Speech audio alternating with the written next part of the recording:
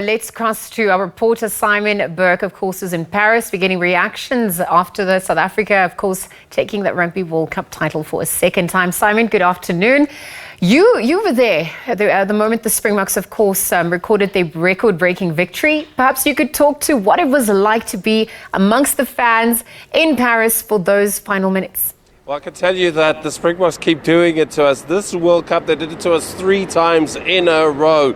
And that was put up in some of the most uncomfortable viewing that any Boks supporter could possibly imagine. It was pure torture, this final. Everybody on the edge of their seats, they just couldn't take the suspense, the drama. We had that 1-point lead. We kept it. In the end, the Boks have now taught us that a 1-point lead might be a comfortable lead, especially in a final. When the final whistle went, I think there was a state of disbelief. You could see from the captain on the field, and he immediately went over and hugged Cheston Colby, who had been distraught up until that period. While in the stands, amongst the Springbok supporters, same deal. Couldn't quite believe what they just witnessed. Couldn't, for the life of them, figure out how we just become an unprecedented 4th-time world champion. It was just all happening too much. That is such an uncomfortable match to watch. So many nervy moments. The All Blacks rallying, the full force. I mean, they were down to 14 men. It just seemed to spur them on even more. But the South African defence stood resolute. There's absolutely nothing that this team doesn't want to tackle at all. And in those absolute chaotic moments, South Africa kept their structures and kept their focus, kept their discipline. Peter Steph du Toit playing out of his skin, an absolute behemoth of a player.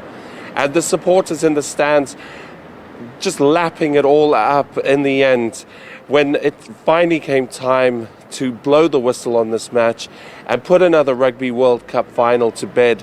And the Springboks, 4-time world champions, they've been to 4 finals and they've won every single one of them. Twice against the All Blacks, twice against England. And in this World Cup in particular, saying to the naysayers that you put one of the hardest paths to a final in front of us and we went straight through it.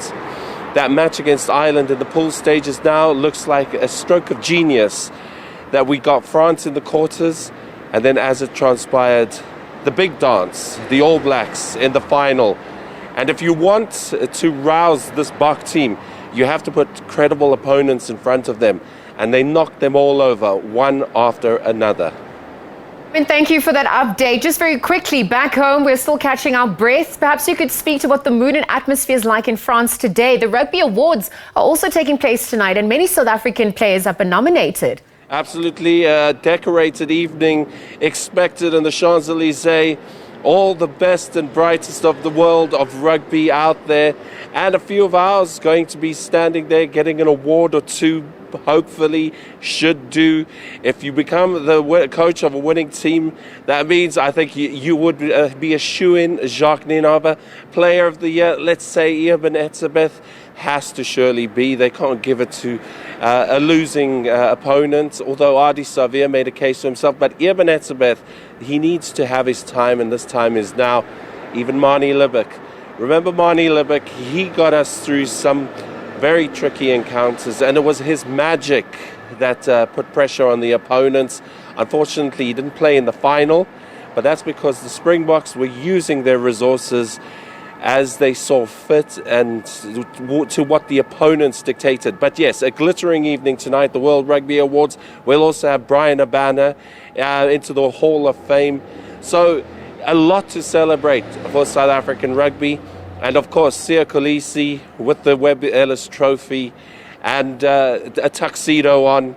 That's how you celebrate a Rugby World Cup victory.